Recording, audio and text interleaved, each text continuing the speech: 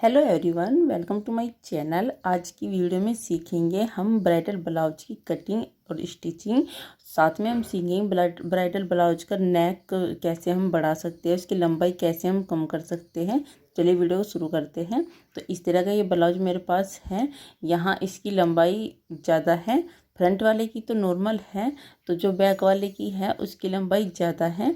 तो देखिए यहाँ पर इसकी लंबाई मुझे तैयार रखनी है 16 इंच, और तो ये यहाँ पर हमारा 1 इंच फालतू है, तो हम इसकी नेक भी कट नहीं करेंगे। तो इसको हम कैसे सही करेंगे, दाएं हमें इसका बॉर्डर कट करना है। और जो ये बैक वाला है इसकी लंबाई नेक की बढ़ानी है। तो ये यहाँ पर 8.5 इंच का नेक है, तो हम इसकी लंबाई कैसे करेंगे। तो मुझे इसकी लंबाई रखनी है 10 इंच की। तो इसमें कैसे हम इसको बढ़ाएं, ना ही हम इसके नेक को कट करें, ना ही हम इसका बॉर्डर। तो सबसे पहले हम लाइनिंग ले लेंगे, और तो लाइनिंग को यहाँ पर सीधा कर लेंगे, एक बार निशान लगा करके जो एक्स्ट्रा फैब्रिक है उसको कट कर लेंगे। तो हमें ज़्यादा कपड़ा वेस्ट नहीं करना है, इसीलिए मैंने एक साइड से इसको फैलाया है। हम अलग अलग पीस कट करेंगे। पहले हम फ्रंट वाले को कट करेंगे, उसके बाद हम बैक वाले को कट करेंगे। तो मैंने यहाँ पर 17 इंच पर निशान लगाया है।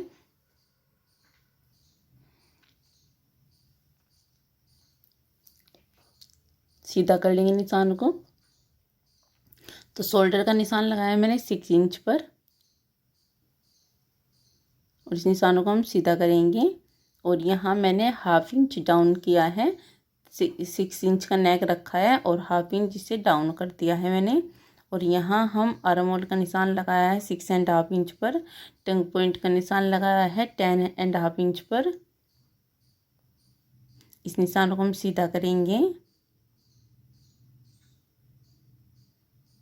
अब हम वेस्ट का निशान लगाएंगे।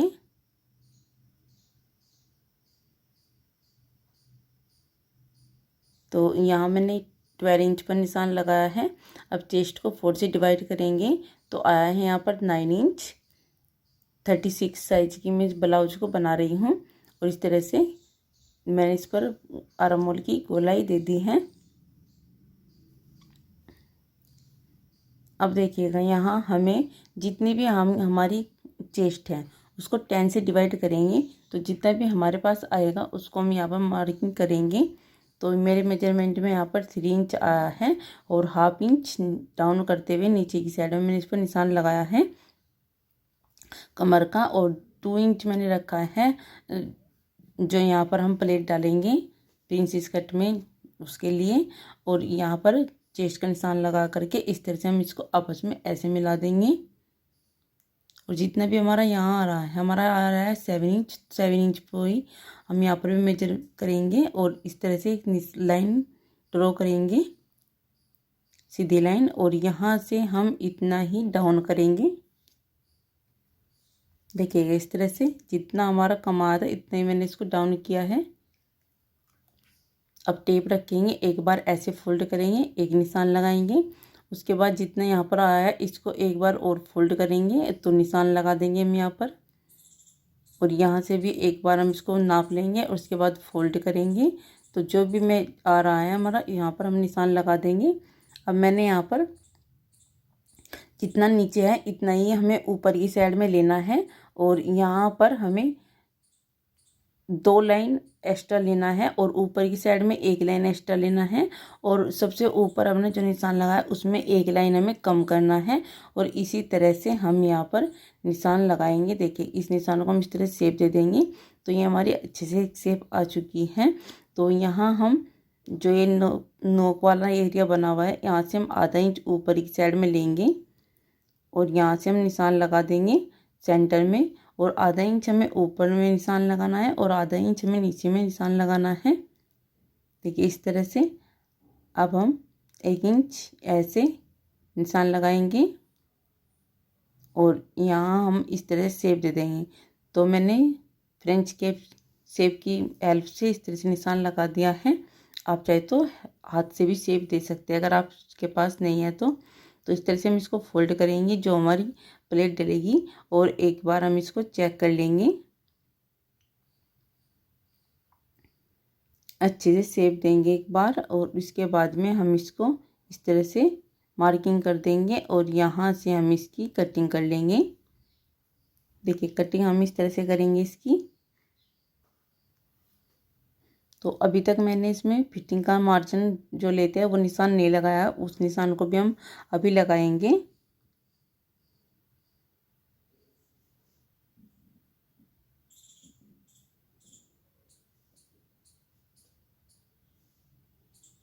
ठीक, अब हम यहाँ निशान लगाएंगे चेस्ट का।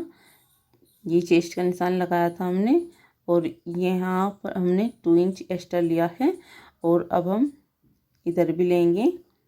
इधर यहाँ पर कमर थी 8 इंच, 2 इंच प्लेट के लिए, 2 इंच एक्स्ट्रा लूजिंग के लिए। ये हमारा फिटिंग का निशान रहेगा। अब हम यहाँ कटिंग कर लेंगे। तो यहाँ पर कटिंग हो चुकी है और इसको हम साइड में कट कर देंगे, और ये वाली जो शेप हमने दी हुई है इसको भी हम कट कर लेंगे। तो देखिएगा यहाँ से हम इस तरह से कट करने के बाद में हमारी बहुत ही सुंदर शेप बन के आई है। और इस तरह से पैड लगाते हैं ना तो बहुत आसानी से लग जाता है, हमें कोई टेंशन वगैरह भी नहीं रहती है, और ना ही हमें कोई यहाँ कोई एक्स्ट्रा मार्जिन इसमें लेना पड़ता है। तो बहुत ही अच्छी शेप आती है इस तरह से कटिंग करने के बाद में, और बहुत ही अच्छी फिनिशिंग आती है प्रिंसेस कट की। और आप इस तरह की ब्लाउज बहुत ही सुंदर तरीके से बना सकते हैं। तो फिलहाल इसको हम साइड में रखते हैं, बैक वाले पीस को हम कट करेंगे। जितना शोल्डर हमने पहले लिया था इतना ही शोल्डर हम यहाँ पर भी लेंगे, आधा इंच यहाँ पर भी हम डाउन करेंगे इस तरह से। तो 3 इंच का नेक लेंगे, और उसके बाद में हम यहाँ से नापेंगे 6.5 इंच, निशान लगा लेंगे यहाँ पर। और लंबाई का निशान लगाएंगे हम यहाँ 60 इंच का, और इस तरह से इसे निशानों को सीधा कर लेंगे। और यहाँ कमर है यहाँ पर 8 इंच, और 1 इंच हम प्लेट के लिए लेंगे, और 1.5 इंच हम यहाँ पर एक्स्ट्रा लेंगे। और ऊपर से भी चेस्ट का हिस्सा करेंगे, 9 इंच पर निशान लगा करके निशान लगा देंगे, और यहाँ पर हम आर्म होल की शेप दे देंगे।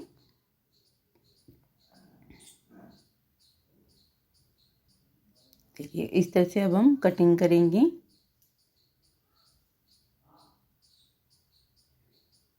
तो यहाँ से कटिंग करने के बाद में देखिए इस तरह से हम कटिंग कर लेंगे इसकी।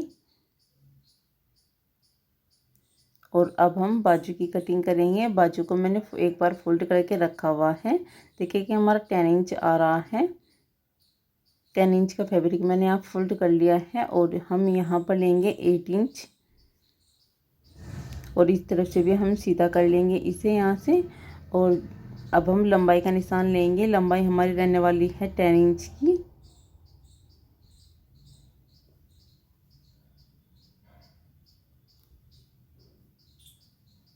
और यहाँ से हम 2.5 इंच डाउन करेंगे, 2.5 इंच पर निशान लगाया है मैंने, और इस तरह से हम इसकी शेप दे देंगे। यहाँ से निशान लगाएंगे हम 6 इंच पर, और यहाँ हम 1.5 इंच एक्स्ट्रा ले लेंगे।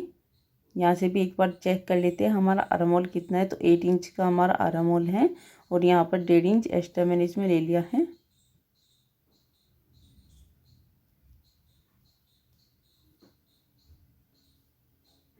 अब हम इसकी यहाँ कटिंग कर लेंगे। कटिंग मैंने यहाँ पर कर दी है, और जो नीचे की साइड में निशान लगा था इसकी भी हम यहाँ से कटिंग करेंगे। देखिए हमारी ब्लाउज बाजू की कटिंग हो चुकी है। अब दूसरी तरफ भी हम किस तरह से इसको कट करेंगे ध्यान से देखिएगा। जो हमारे पास साइड से बचा हुआ फैब्रिक है उसको हम यहाँ पर यूज करेंगे, और ये देखिए इस तरह से हम इसकी यहाँ कटिंग करेंगे। और इस तरह से कटिंग करते हैं ना तो आपको जॉइंट भी नहीं लगाना पड़ता है, और यहाँ हमारा फैब्रिक भी वेस्ट नहीं होता है, और इस तरह से बिना जॉइंट वाली हमारी बाजू निकल जाती है।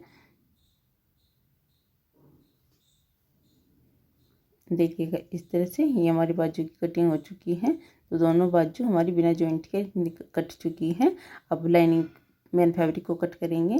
सबसे पहले जो इसमें जॉइंट लगा हुआ है इसको अलग अलग कर लेंगे हम। तो देखिएगा इसे हम इस तरह से फोल्ड करेंगे। पहले फ्रंट वाले पीस को कट करेंगे, और सेंटर से नेक को मिलाते हुए अच्छे से तो हम इसको अच्छे से सेट करेंगे। तो सेंटर का हमें ध्यान रखना है, और इसके वर्क का भी हमें ध्यान रखना है। अच्छे से वर्क का ध्यान रखते हुए और इसको हम सेंटर से सेट कर लेंगे। गाइस अगर आपको मेरी वीडियो पसंद आए तो लाइक कमेंट जरूर कीजिएगा। चैनल पर पहली बार चैनल को सब्सक्राइब जरूर कीजिएगा। तो देखिएगा इस तरह से हमने इसे जो हमने कट किया है लाइनिंग, इस तरह से हम इसको रखेंगे। अभी हमने लाइनिंग में नेक कट नहीं किया हुआ है, ऐसे ही हम इसे यहाँ से कट कर रहे हैं। तो इस तरह से हम इसको सेट करेंगे और सेट करते हुए हमें इसको कट कर लेना है। तो देखिएगा इस तरह से हम इसकी कटिंग कर लेंगे।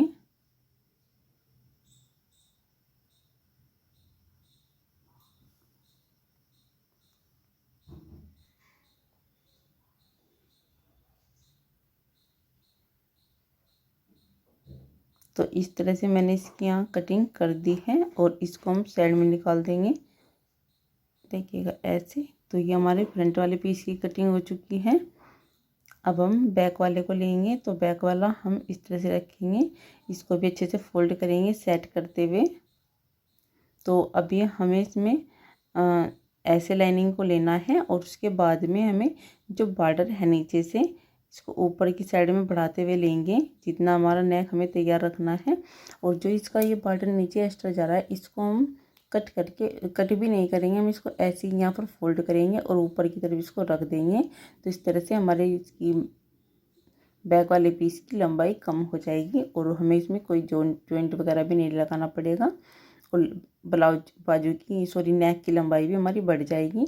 और यहाँ पर हमारा साइड में थोड़ा सा जॉइंट आएगा जो कि हमारा अंदर चला जाएगा मार्जिन में, बाहर कोई भी जॉइंट वगैरह दिखाई नहीं देगा। तो यहाँ फैब्रिक इतना ही था इसलिए हमारा जॉइंट आएगा। तो इस तरह से हम इसको रखेंगे और यहाँ से हम इसकी कटिंग कर लेंगे। और इसी तरह से हम दूसरे वाले बाजू को भी रखेंगे, आधा इंच एक्स्ट्रा फैब्रिक नीचे से लेकर के, क्योंकि हमारा सिलाई का मार्जिन होगा। और इस तरह से हम इसकी यहाँ पर कटिंग कर लेंगे। तो कटिंग करने का तरीका मैंने आपको यहाँ पर बता दिया है। और लंबाई कम कैसे करते हैं, नेक की लंबाई कैसे बढ़ाते हैं वो मैंने आपको बताया है। सिले करके देखिएगा इस तरह से हमारी ब्लाउज तैयार हो चुकी है। और यहाँ बहुत ही सुंदर तरीके से हमारी ब्लाउज तैयार हुई है। और पैड देखिए कितनी फिनिशिंग के साथ में लगा हुआ है।